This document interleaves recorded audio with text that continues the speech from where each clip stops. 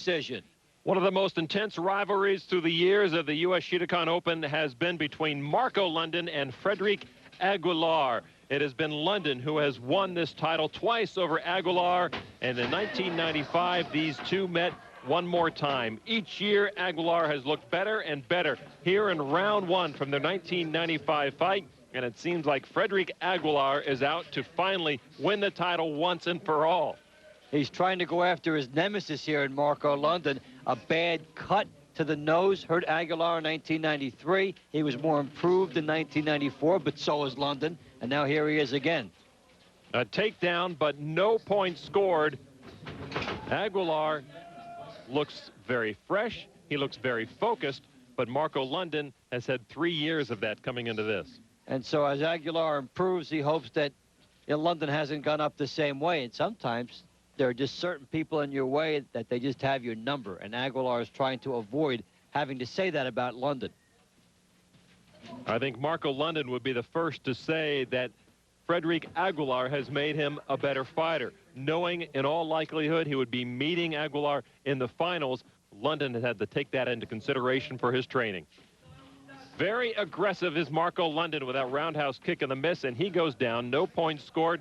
Final half minute of the first round. There are two ways to look at the motivation here. For Aguilar, obviously he's more motivated here.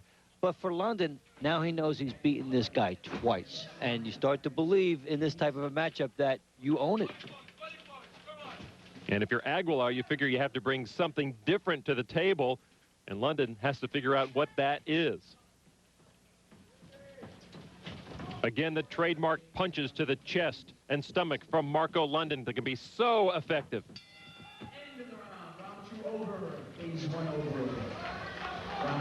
And that is the end of the first round. Marco London and Frederic Aguilar, the third time these two have met in this U.S. Shidokan Open final. And they go right at it from the beginning, tangling themselves up and serving an indication that this is going to be a very aggressive match. London, with that big kick, found himself down for his efforts. Beginning now of round two. Marco London trying to take out Aguilar early because he knows this is a more conditioned and a better fighter than he's seeing this year. And it looks like London has been able to step it up as well. Both combatants have gotten better over the last 3 years.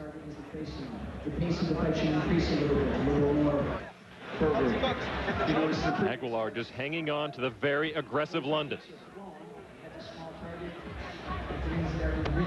London tried to throw, but it backfired on him.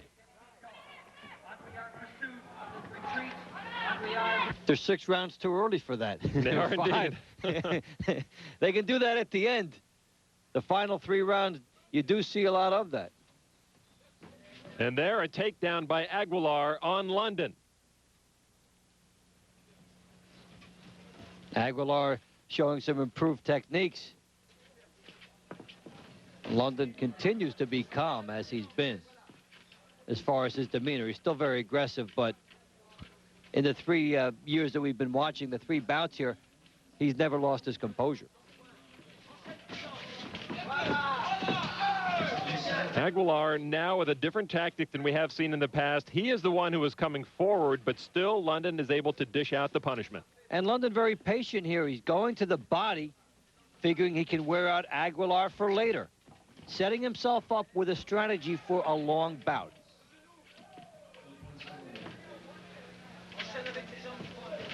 And we see the body attacks, and then you get to the late rounds, and your opponent is absolutely exhausted. No points. London down on his back once again.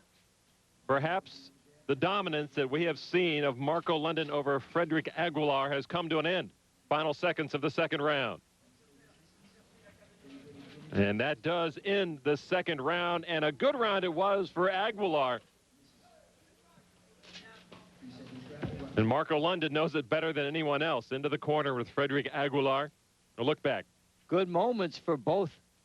There's a good sweep by Aguilar, and watch London as he goes down here, and Aguilar on top of him. No points awarded there, but the message sent, the aggressiveness there for Aguilar. Early moments of round number 3. Marco London, 28 years old, twice has won the title against the 22-year-old Aguilar. And Aguilar has to, at some point, figure to have the upper hand when that age factor starts to go against London. 5 years from this point, you figure, hey, you know, the guy will be in his mid-30s and you come on up, plus with all the experience gleaned over that time. And Aguilar learns a lot by going up against London. Maybe Aguilar feels he's in a 4-year training session against London to take this title. Yeah, it's really a rivalry that has showed the versatility of London and the growth of Aguilar. Nice throw by London, no points scored, but London has to begin to show that dominance. And again, a good sweep kick from Aguilar, showing no respect for the champion. These are the kinds of things he wasn't able to do as well in the opening 2 bouts. And with the leg kick, it's a matter of not only the confidence to throw it, but getting the position and setting it into it and being able to throw it and keep your balance. Aguilar does not look intimidated by Marco London this year. But I give credit to London because he is still fighting his fight. He is not sitting back pretending to be the champion who nobody can defeat. He knows he must work hard for this title if he wants to win it again. And the stuff that he's been doing may not show up now, but it might later, and that's the body work. He's been very good with that. Final seconds of the 3rd round. A very interesting fight. So far, the best of the 3 between these 2 combatants. Back to Chicago with more of the best of U.S. Shidokan.